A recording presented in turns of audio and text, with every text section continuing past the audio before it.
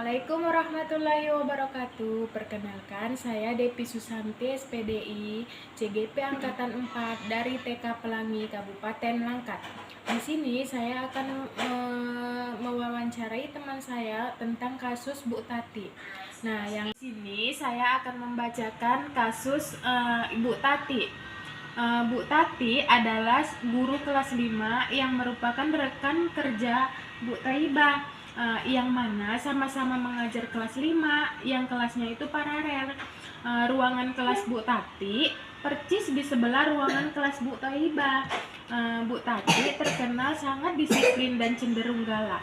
Pada sisi lain, Bu Tati juga pekerja keras dan murid-muridnya pun selalu mendapatkan nilai yang sangat baik. Nah, sebagian murid-muridnya sangat takut kepada Bu Tati.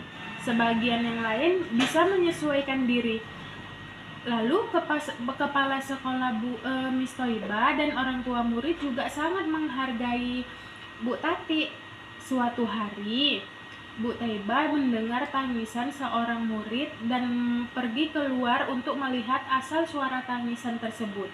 Kemudian Bu Taiba melihat seorang murid perempuan kelas 5 sedang berlutut di atas bebatuan sekolah yang sangat panas, menghadap pintu depan kelas Bu Tati.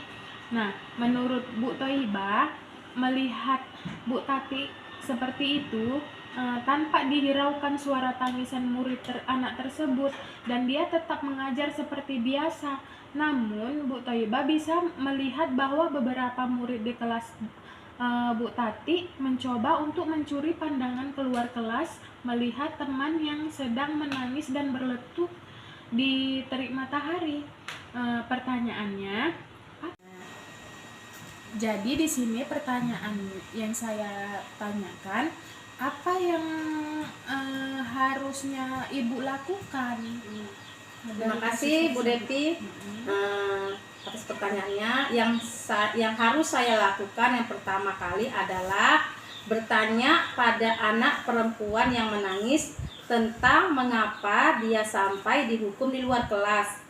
Jika misalnya ia melakukan hal buruk yang memang membuat dia pantas dihukum, misalnya mencuri barang teman atau bertengkar sampai membuat temannya terluka, maka saya akan menasihati anak perempuan tersebut tentang perbuatannya dan menyetujui cara Ibu Tati menghukum muridnya.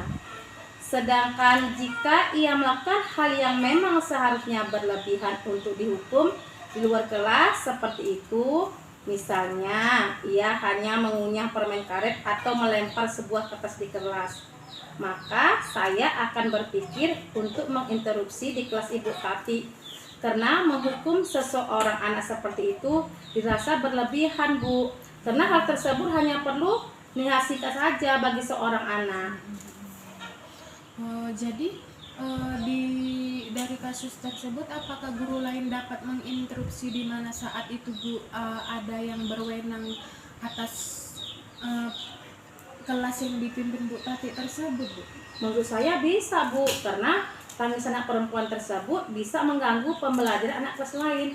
Sekaligus anak kelas Bu Tati yang ditunjuki di kalimat beberapa murid di kelas Ibu Tati mencoba untuk mencari pandangan sehingga pelajaran tersebut terganggu, Bu. Ya, gitu. Jadi dalam kondisi ini apa yang bisa Ibu lakukan, coba? Ini saya lakukan, Bu.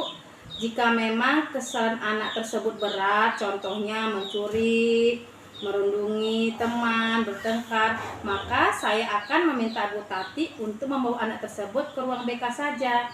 Namun ya Bu, jika kesalahan tersebut ringan, contohnya tidak membawa buku pelajaran dan melempar sebuah kertas, maka saya akan meminta Ibu Tati agar anak tersebut dinasihati saja atau dihukum ringan.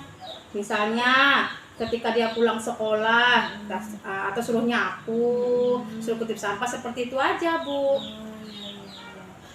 Jadi dapatkah Ibu menginstruksi atau kenapa gitu, bagaimana gitu? Gitu ya, Bu ya. Saya bisa menginterupsi kelas Ibu Tati dengan alasan anak tersebut mengganggu pembelajaran kelas lainnya. Lalu cara selanjutnya saya meminta Ibu Tati membawa anak ke BK. Jika kesalahan itu berat, Bu, maka di ke BK, Bu, atau memasukkan lagi ke dalam kelas. dan melakukan hukuman sepantasnya. Jika kesalahannya ringan, nggak perlu kita harus ke BK. Kalau cuma kesalahan ringan, Bu, antara kita sama anak murid aja, Bu, kita berikan nasihat gitu, Bu. Oh, baik begitu ya kan, Bu.